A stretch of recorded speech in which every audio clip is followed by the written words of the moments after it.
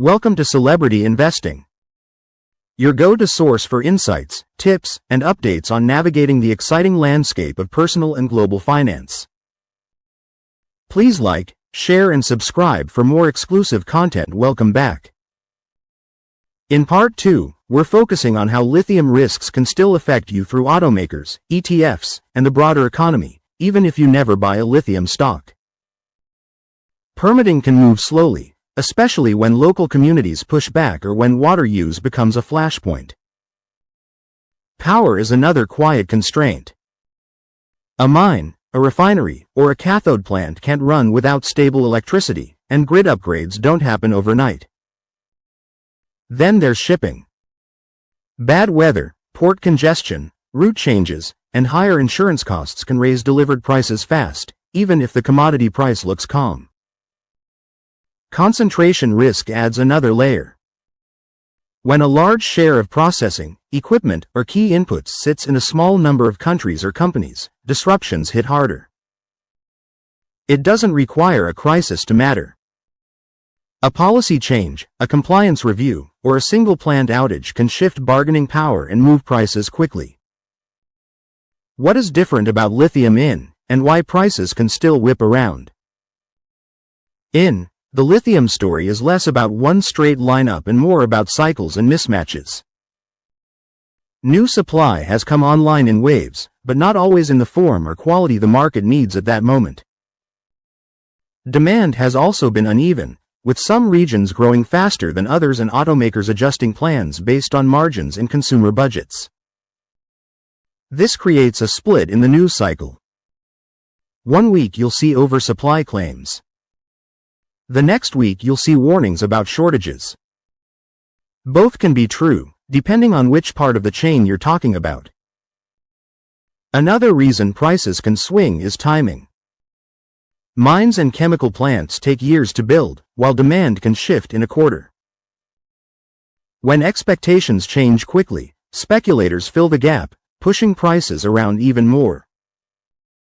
Oversupply headlines versus battery-grade reality. Not all lithium is equal. Not all lithium is interchangeable. The difference between a ton of raw concentrate and a ton of battery-grade chemical is like the difference between crude oil and jet fuel. You can't skip the refinery step. Quality and form matter, and so does chemistry choice. Some battery designs lean more toward hydroxide, others toward carbonate, and producers can't always switch output easily. Pricing adds another twist. A lot of battery supply is tied to long-term contracts, while headlines often focus on spot prices. Spot can jump or drop fast because it reflects the most urgent buyers and sellers. Contract pricing often moves slower, which can hide stress until it shows up as delivery delays or tougher terms in new deals. Demand is not just EV sales. It is policy, charging, and cheaper models. EV demand isn't one number. It's shaped by interest rates, incentives, model launches, and whether charging is easy for normal people. If car affordability improves and more low-cost models hit the market, demand can surprise to the upside. If incentives change, local content rules tighten, or charging build-out lags, demand can cool quickly.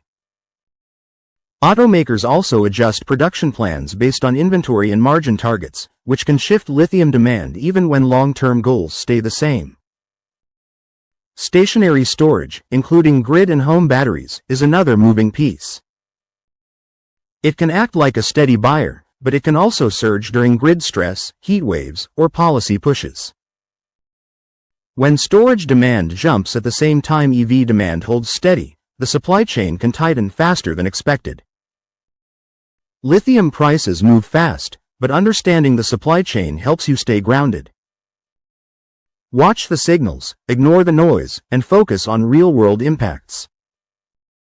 Stay tuned and continue to watch our videos to gain valuable insights into the world of finance.